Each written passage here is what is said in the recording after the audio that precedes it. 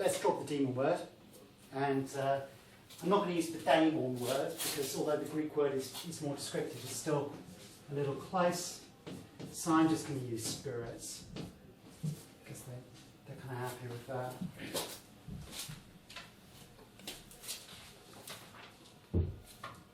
So repeating the question for you all, how do we talk to spirits?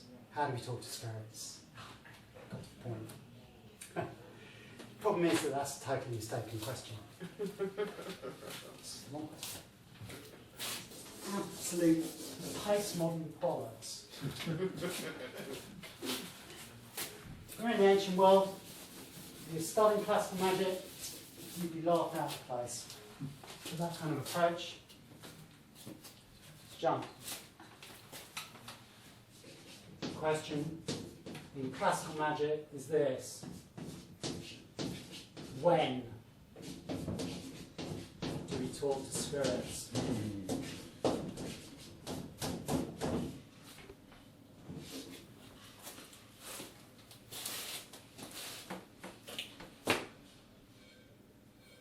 This question has another purpose. It's always good as a magician to use things for multiple uses. If you look at your library and you go through the books you bought, every book on your shelf, which is not magic but is simply postmodern toss, will be easy to spot.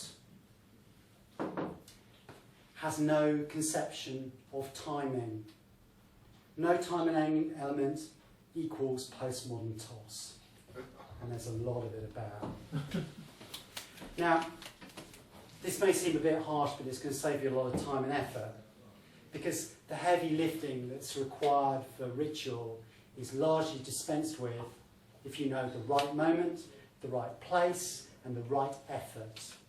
This is a key martial principle. If people have studied Aikido or looked at these ideas, the effort, it may seem totally effortless, but it's effortless or even supernatural looking because the process is governed by timing. You know when to apply the right amount of effort. Now, the modern approach to magic, which places the will, or more often not, the ego of the magician centre stage, has a lineage. And the lineage of the magician at the centre, working with their indomitable will, goes like this. Schopenhauer, not a magician as far as I can remember. Eliphas Levi, Aleister Crowley, postmodern toss. Now, magic may occur in a circle, but magic does not occur in a bubble.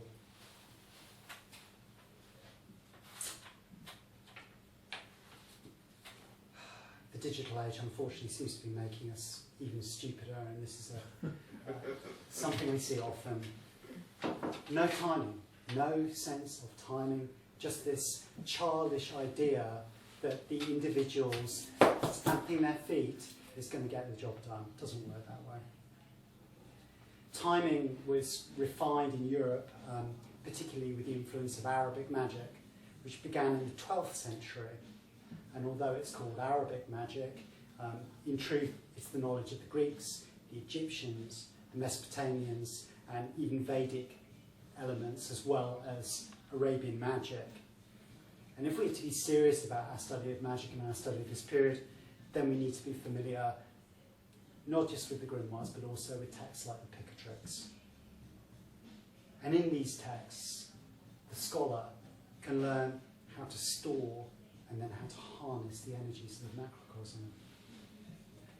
To explain the use of lunar mansions, which we use extensively, and this kind of form of talismanic magic, I'm going to give you a witchcraft example of their use.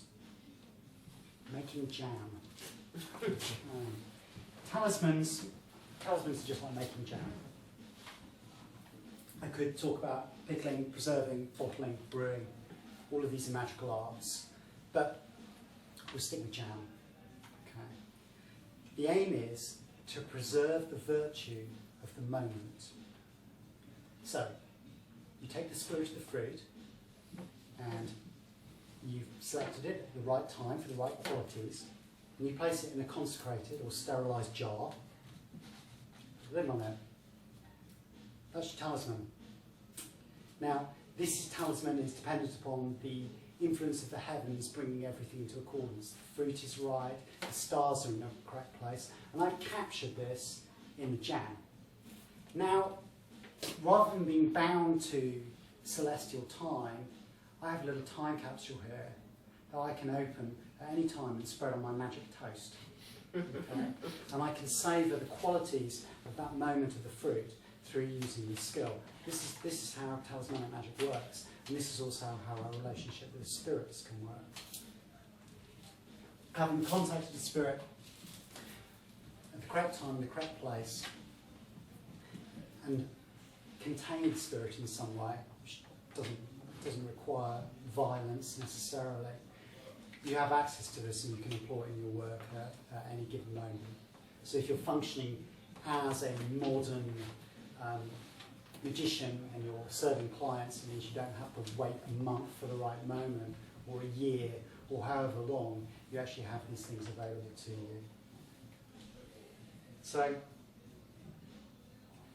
the Hermeticists who championed this said that this wasn't idolatry and this wasn't demonic because it's science. Sure, it's just science. Celestial forces, and there aren't any independent entities. We're just in harmony with the universe, which I disagree with, because our experience of the spirits is that they are independent entities. And I don't have to worry about a church coming to Birmingham for suggesting such a terrible idea. So what I'm saying is that we really need to look at a fusion of the Hermetic, the Solomonic, and the necromantic strands, all of which are far more bound up than the definitions often make them seem.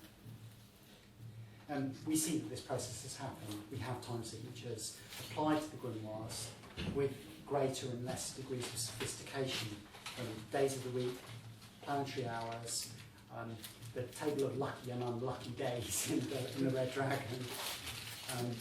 And it's this influence that we see has really impacted upon the grimoire we work with Guerilla Solomon by limiting the number of spirits to 72 and applying titles to link them to planets.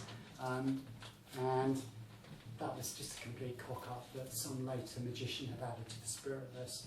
It doesn't function as an experiment, but the only thing is that it's better than Thomas Rudd's god-awful, cat-handed attempt to chain angels into the scheme.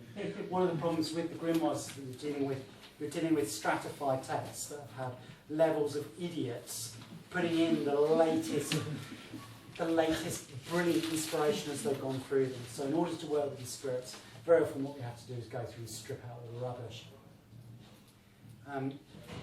So, in order to talk to spirits, we need to know the right time. But with our particular grimoire, the Goetia, how can we calculate this? Because the time signature is wrong.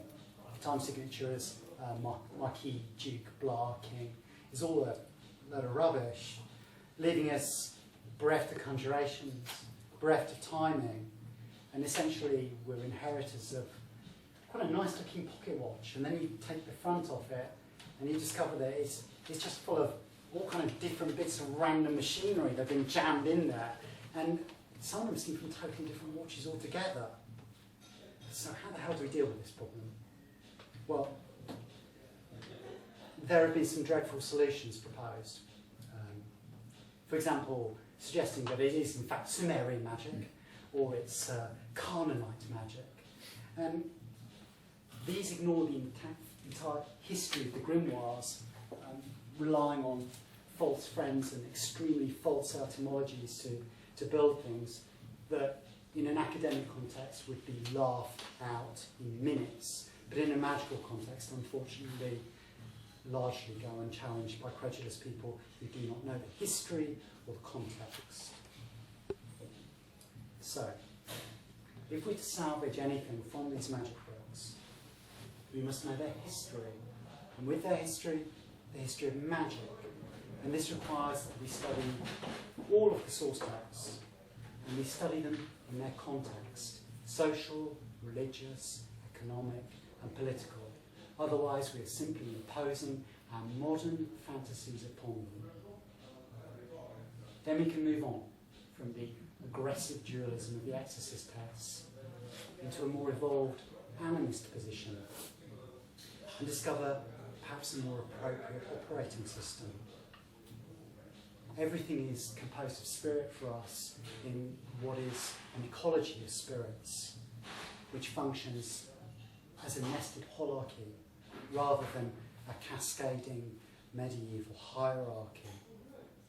This doesn't mean that we should consider the spirits to be friendly, as some of the people on the internet seem to believe they all are, but rather that we deal with them on their individual merits.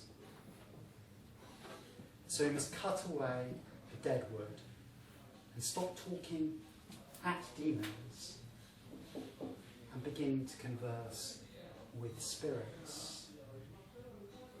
So for timing, we look to the lunar mansions and the phases on the basis that the spirits that we're working with are essentially sublunar. That is, they're elementally mixed, and the method which we prefer in our practice could be described as witchcraft. By working with the spirits, as we said, in a talismanic fashion, they can be called at many times rather than limited to particular times in the cycle. So the timing devices that we apply as magicians are not just simply one clock, but a whole cascade of different timing elements depending on the nature of the spirits, the requirement of the operation, and the full implications of that are both beyond the scope of today's talk and also private. Something magicians are also beginning to forget. So, from the title of the talk, the submerged word. What is the submerged word? The answer is that it's concealed within the spirit list, in an emblematic language where words change before our eyes, where spirit seals become animated and blink into life.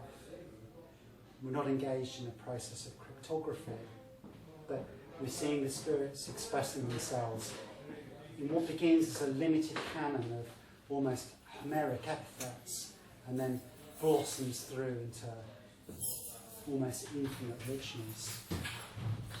And this malleability that we find in the texts is a female quality.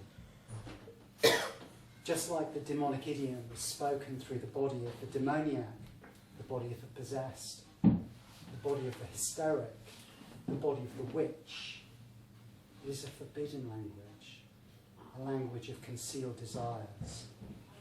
And it is a green language, which talks to us through the workings of a nature which is made not of a rigid hierarchy, but out of spirit relationships. So what I feel that I want to have done with this talk is demonstrate to you, in part, the art of refining intent. How one question opens up into another, and another, and another, like a Russian matryoshka doll. And that we should engage in this process before we begin reaching for our stolen surplus. How do we talk to demons? Why do we talk at demons? How do we talk with demons? How do we converse with spirits? When do we converse with spirits? And the final question is for each of you. Why do we talk to spirits? And that's left for you to answer according to your deepest needs.